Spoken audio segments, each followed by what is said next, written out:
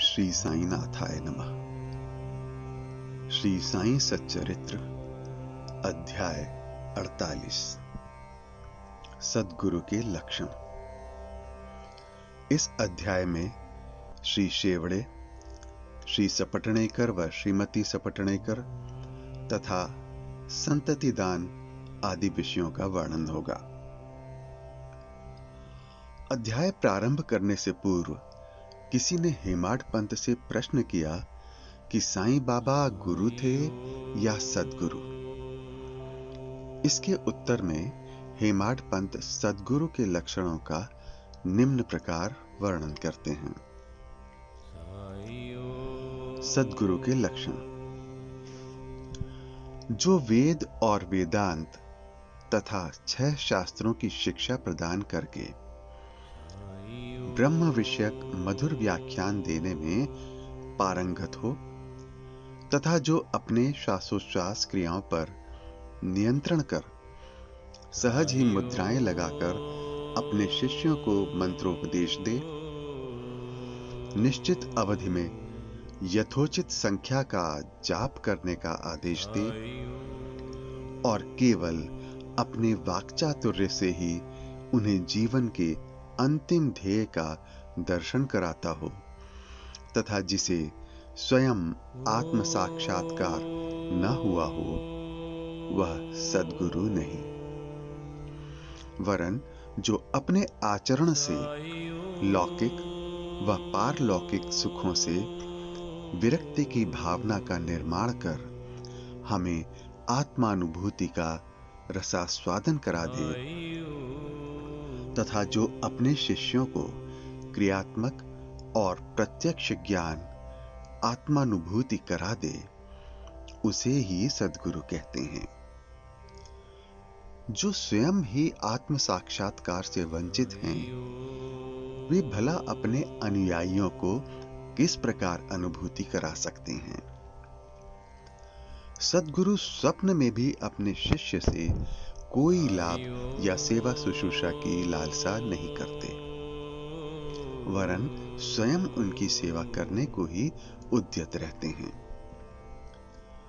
उन्हें यह कभी भी भान नहीं होता है कि मैं कोई महान हूं और मेरा शिष्य मुझसे तुच्छ है, अपितु उसे अपने ही सदृश अर्थात ब्रह्म स्वरूप समझा करते हैं। सद्गुरु की मुख्य विशेषता यही है कि उनके हृदय में सदैव परम शांति विद्यमान रहती है।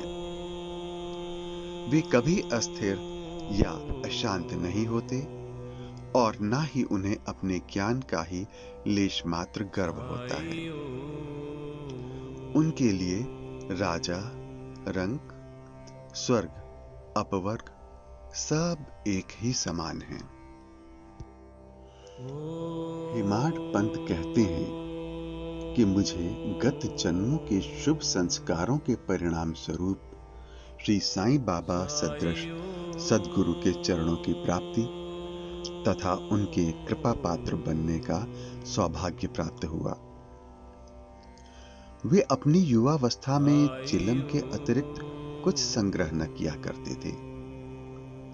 ना उनके बाल बच्चे तथा मित्र थे, ना घर बार था और ना उन्हें किसी प्रकार का आश्रय ही प्राप्त था। 18 वर्ष की अवस्था से ही उनका मनोनिग्रह बड़ा विलक्षण था। वे निर्भय होकर निर्जन स्थानों में विचरण करते एवं सदा आत्मलीन रहते थे। उनका कथन था कि मैं सदा भक्त के पराधीन रहता हूं। जब वे शरीर में थे, उस समय भक्तों ने जो अनुभव किए, उनके समाधिस्थ होने के पश्चात आज भी जो उनको शरणागत हो चुके हैं, उन्हें उसी प्रकार के अनुभव होते हैं। भक्तों को तो केवल इतना ही यथेष्ट है कि यदि वे अपने हृदय को भक्ति और विश्वास का दीपक बनाकर उसमें प्रेम की ज्योति प्रज्वलित करें, तो ज्ञान ज्योति स्वयं प्रकाशित हो उठेगी। प्रेम के अभाव में शुष्क ज्ञान व्यर्थ है। ऐसा ज्ञान किसी को भी लाभप्रद नहीं हो सकता। प्रेम के अभाव में संतोष नहीं होता, इसलिए हमारा प्रेम असीम और अटूट होना चाहिए। प्रेम की कीर्ति का गुणगान कौन कर सकता है, जिसकी तुलना में समस्त वस्तुएं तुच्छ जान पड़ती हैं। प्रेम रहित पठन पाठन सब निष्फल है। प्रेमांकुर के उदय होते ही भक्ति, वैराग्य, शांति और कल्याण रूपी संपत्ति सहज ही प्राप्त हो जाती है। जब तक किसी वस्तु के लिए प्रेम उत्पन्न नहीं होता, तब तक उसे प्राप्त करने की भावना ही उत्पन्न नहीं होती। इसलिए जहां व्याकुलता और प्रेम है, वहां भगवान स्वयं प्रकट हो जाते हैं। भाव में ही प्रेम अंतर्निहित है और वही मोक्ष का कारणीभूत है। यदि कोई व्यक्ति कलुषित भाव से भी किसी सच्चे संत के चरण पकड़ ले, तो भी यह निश्चित है कि वह अवश्य तर जाएगा। ऐसी ही कथा नीचे दर्शाई गई है। श्री शेवड़े अक्कलकोट सोलापुर जिला के श्री सपटनेकर वकालत का अध्ययन कर रहे थे। एक दिन उनकी अपने सहपाठी श्री शेवड़े से भेंट हुई। अन्य और भी विद्यार्थी वहां एकत्रित हुए और सब ने अपनी अपनी अध्ययन संबंधी योग्यता का परस्पर परीक्षण किया। प्रश्नोत्तरों से विदित हो गया कि सबसे कम अध्ययन श्री शेवड़े का है और वे परीक्षा में बैठने के अयोग्य हैं। जब सब मित्रों ने मिलकर उनका उपहास किया, तब शेवड़े ने कहा, यद्यपि मेरा अध्ययन अपूर्ण है, तो भी मैं परीक्षा में अवश्य उत्तीर्ण हो जाऊंगा। मेरे साईं बाबा ही सबको सफलता देने वाले हैं। श्री सपटनेकर को यह सुनकर आश्चर्य हुआ और उन्होंने श्री शेवड़े से पूछा कि ये साईं बाबा कौन हैं, जिनका तुम इतना गुणगान कर रहे हो? उन्होंने उत्तर दिया कि वे एक फकीर हैं, जो शिरडी अहमदनगर की एक मस्जिद में निवास करते हैं। वे महान सत्पुरुष हैं। ऐसे अन्य संत भी हो सकते हैं, परंतु वे उनसे अद्वितीय हैं। जब तक पूर्ण जन्म के शुभ संस्कार संचित न हो, तब तक उनसे भेंट होना दुर्लभ है। मेरी तो उन पर पूर्ण श्रद्धा है। उनके श्रीमुख से निकले वचन कभी असत्य नहीं होते। उन्होंने ही मुझे विश्वास दिलाया है कि मैं अगले वर्ष परीक्षा में अवश्य उत्तीर्ण हो जाऊंगा। मेरा भी अटल विश्वास है कि मैं उनकी कृपा से परीक्षा में अवश्य ही सफलता पाऊंगा। श्री सपटनेकर को अपने मित्र के ऐसे विश्वास पर हंसी आ गई और साथ ही श्री साईं बाबा का भी उन्होंने उपहास किया। भविष्य में जब शेवड़े दोनों परीक्षाओं में उत्तीर्ण हो गए, तब सपटनेकर को यह जानकर बड़ा आश्चर्य हुआ। श्री सपटनेकर परीक्षा में उत्तीर्ण होने के पश्चात अक्कलकोट में रहने लगे और वहीं उन्होंने अपनी वकालत प्रारंभ कर दी। 10 वर्षों के पश्चात सन 1913 में उनके इकलौते पुत्र की गले की बीमारी से मृत्यु हो गई, जिससे उनका हृदय विचलित हो उठा। मानसिक शांति प्राप्त करने हेतु उन्होंने पंढरपुर, गाणगापुर और अन्य तीर्थ स्थानों की यात्रा की, परंतु उनकी अशांति पूर्ववत ही बनी रही। उन्होंने वेदांत का भी श्रवण किया, परंतु वह भी व्यर्थ ही सिद्ध हुआ। अचानक उन्हें शेवड़े के वचनों तथा श्री साईं बाबा के प्रति उनके विश्वास की स्मृति हो आई और उन्होंने विचार किया कि मुझे भी शिरडी जाकर बाबा के दर्शन करना चाहिए। वे अपने छोटे भाई पंडित राव के साथ शिरडी आए। बाबा के दर्शन कर उन्हें बड़ी प्रसन्नता हुई। जब उन्होंने समीप जाकर नमस्कार करके शुद्ध भावना से श्रीफल भेंट किया तो बाबा तुरंत क्रोधित हो उठे और बोले, यहां से निकल जाओ। सपटनेकर का सिर झुक गया और वे कुछ हटकर पीछे बैठ गए। वे यह जानना चाहते थे कि किस प्रकार उनके समक्ष उपस्थित होना चाहिए। किसी ने उन्हें बाला शिंपी का नाम सुझा दिया।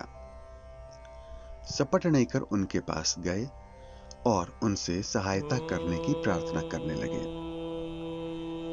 तब वे दोनों बाबा का एक चित्र मोल लेकर मस्जिद को आए। बाला शिंपी ने अपने हाथ में चित्र लेकर बाबा के हाथ में दे दिया और पूछा कि यह किसका चित्र है। बाबा ने सपटनेकर की ओर संकेत कर कहा, यह तो मेरे यार का है। यह कहकर वे हंसने लगे और साथ ही सब मंडली भी हंसने लगी। बाला शिंपी के संकेत पर जब सपटनेकर उन्हें प्रणाम करने लगे तो वे पुनः चिल्ला पड़े, बाहर निकलो। सपटनेकर की समझ में नहीं आता था कि वे क्या करें। तब वे दोनों हाथ जोड़कर प्रार्थना करते हुए बाबा के सामने बैठ गए, परंतु बाबा ने उन्हें तुरंत ही बाहर निकलने की आज्ञा दी। वे दोनों बहुत ही निराश हुए। बाबा की आज्ञा कौन टाल सकता था। आखिर सपटनेकर खिन्न हृदय शिरडी से वापस चले आए। उन्होंने मन ही मन प्रार्थना की, हे साईं, मैं आपसे दया की भिक्षा मांगता हूं। कम से कम इतना ही आश्वासन दे दीजिए कि मुझे भविष्य में कभी न कभी आपके श्री दर्शनों की अनुमति मिलेगी। श्रीमती सपटनेकर। इस घटना को 1 वर्ष बीत गया। फिर भी श्री सपटनेकर के मन में शांति न आई। वे गाणगापुर गए, जहां उनके मन में अशांति और अधिक बढ़ गई। अतः वे माढ़े गांव विश्राम के लिए पहुंचे और वहां से ही काशी जाने का निश्चय किया। प्रस्थान करने के 2 दिन पूर्व उनकी पत्नी को स्वप्न हुआ कि वह स्वप्न में एक गागर ले लक्कड़ शाह के कुएं पर जल भरने जा रही है। वहां नीम के नीचे एक फकीर बैठा है। सिर पर एक कपड़ा बंधा हुआ है। फकीर उसके पास आकर कहने लगा, मेरी प्यारी बच्ची, तुम क्यों व्यर्थ कष्ट उठा रही हो? मैं तुम्हारी गागर निर्मल जल से भर देता हूं। तब फकीर के भय से वह खाली गागर लेकर ही लौट आई। फकीर भी उसके पीछे पीछे चला आया। इतने में ही घबराहट में उसकी निद्रा भंग हो गई और उसने आंखें खोल दी। यह स्वप्न उसने अपने पति को सुनाया। उन्होंने इसे एक शुभ शकुन जाना और वे दोनों शिरडी को रवाना हो गए। जब वे मस्जिद पहुंचे तो बाबा वहां उपस्थित न थे। वे लेंडी बाग गए हुए थे। उनके लौटने की प्रतीक्षा में वे वहीं बैठे रहे। जब बाबा लौटे तो उन्हें देखकर उनकी पत्नी को बड़ा आश्चर्य हुआ, क्योंकि स्वप्न में जिस फकीर के उसने दर्शन किए थे उनकी आकृति बाबा से बिल्कुल मिलती जुलती थी। उसने अति आदर सहित बाबा को प्रणाम किया और वहीं बैठे बैठे उन्हें निहारने लगी। उसका विनम्र स्वभाव देखकर बाबा अत्यंत प्रसन्न हो गए।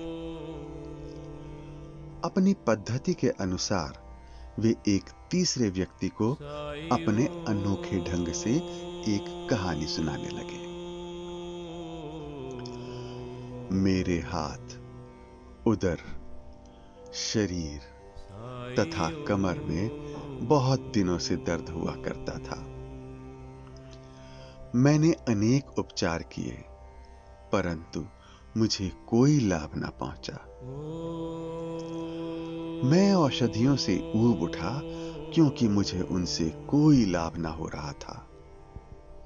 परंतु अब मुझे बड़ा अचंभा हो रहा है कि मेरी समस्त पीड़ाएं एकदम ही जाती रहीं। यद्यपि किसी का नाम नहीं लिया गया था, परंतु यह चर्चा स्वयं श्रीमती सपटनेकर की थी।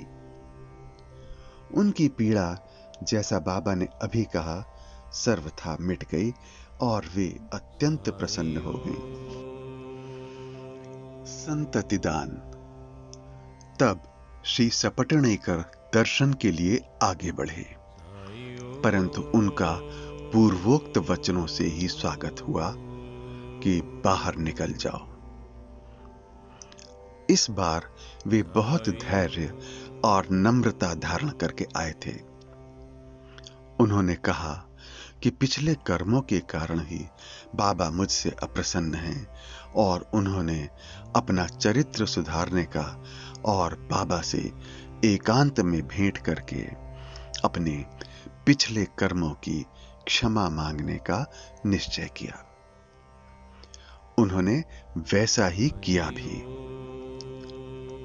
और अब जब उन्होंने अपना मस्तक उनके श्री चरणों पर रखा तो बाबा ने उन्हें आशीर्वाद दिया। अभी सपटनेकर उनके चरण दबाते हुए बैठे ही थे कि इतने में एक गडेरिन आई और बाबा की कमर दबाने लगी। तब वे सदैव की भांति एक बनिए की कहानी सुनाने लगे। जब उन्होंने श्री सपटनेकर के जीवन के अनेकों परिवर्तन तथा उनके इकलौते पुत्र की मृत्यु का हाल सुनाया तो सपटनेकर को अत्यंत आश्चर्य हुआ कि जो कथा वे सुना रहे हैं वह तो मेरी ही है। उन्हें बड़ा अचंभा हुआ कि उनको मेरे जीवन की प्रत्येक बात का पता कैसे चल गया। अब उन्हें विदित हो गया कि बाबा अंतर्यामी हैं और सबके हृदय का पूरा पूरा रहस्य जानते हैं। यह विचार उनके मन में आया ही था कि गडेरिन ने वार्तालाप चालू रखते हुए बाबा ने सपटनेकर की ओर संकेत कर कहा, यह भला आदमी मुझ पर दोषारोपण करता है कि मैंने ही इसके पुत्र को मार डाला है। क्या मैं लोगों के बच्चों के प्राण हरण करता हूं? फिर यह महाशय मस्जिद में आकर अब क्यों चीख पुकार मचाते हैं? अब मैं एक काम करूंगा। अब मैं उसी बालक को फिर से इनकी पत्नी के गर्भ में ला दूंगा। ऐसा कहकर बाबा ने अपना वरद हस्त सपटनेकर के सिर पर रखा और उसे सांत्वना देते हुए कहा, ये चरण अधिक पुरातन तथा पवित्र हैं।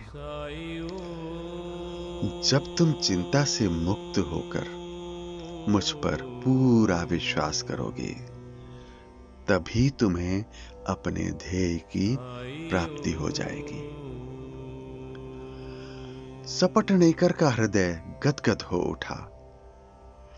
तब अश्रुधारा से बाबा के चरण धोकर वे अपने निवास स्थान पर लौट आए और फिर पूजन की तैयारी कर नैवेद्य आदि लेकर वे सपत्नीक मस्जिद में आए। वे इसी प्रकार नित्य नैवेद्य चढ़ाते और बाबा से प्रसाद ग्रहण करते रहे। मस्जिद में अपार भीड़ होते हुए भी वे वहां जाकर उन्हें बार बार नमस्कार करते थे। एक दूसरे से सिर टकराते देखकर बाबा ने उनसे कहा, प्रेम तथा श्रद्धा द्वारा किया हुआ एक नमस्कार ही मुझे पर्याप्त है। उसी रात्रि को उन्हें चावड़ी का उत्सव देखने का भी सौभाग्य प्राप्त हुआ और उन्हें बाबा ने पांडुरंग के रूप में दर्शन दिए। जब वे दूसरे दिन वहां से प्रस्थान करने लगे तो उन्होंने विचार किया कि पहले दक्षिणा में बाबा को 1 रुपया दूंगा। यदि उन्होंने और मांगे तो अस्वीकार करने के बजाय 1 रुपया और भेंट में चढ़ा दूंगा। फिर भी यात्रा के लिए शेष द्रव्य राशि पर्याप्त होगी। जब उन्होंने मस्जिद जाकर बाबा को 1 रुपया दक्षिणा दी तो बाबा ने भी उनकी इच्छा जानकर 1 रुपया उनसे और मांगा। जब सपनेकर ने उसे सहर्ष दे दिया तो बाबा ने भी उन्हें आशीर्वाद देकर कहा, यह श्रीफल ले जाओ और इसे अपनी पत्नी की गोद में रखकर निश्चिंत होकर घर जाओ। उन्होंने वैसा ही किया और 1 वर्ष के पश्चात उन्हें एक पुत्र प्राप्त हुआ। 8 मास का शिशु लेकर वह दंपति फिर शिरडी को आए और बाबा के चरणों पर बालक को रखकर फिर इस प्रकार प्रार्थना करने लगे, हे साईनाथ, आपके ऋण हम किस प्रकार चुका सकेंगे। आपके श्री चरणों में हमारा बार बार प्रणाम है। हम दोनों पर आप सदैव कृपा करते रहिएगा, क्योंकि हमारे मन में सोते जागते हर समय न जाने क्या क्या संकल्प विकल्प उठा करते हैं। आपके भजन में ही हमारा मन लीन हो जाए, ऐसा आशीर्वाद दीजिए। उस पुत्र का नाम मुरलीधर रखा गया। बाद में उनके 2 पुत्र भास्कर और दिनकर और उत्पन्न हुए।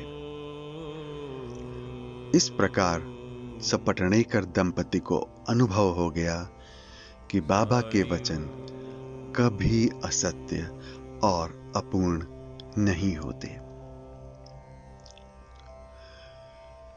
श्री सद्गुरु साईनाथार्पणमस्तु।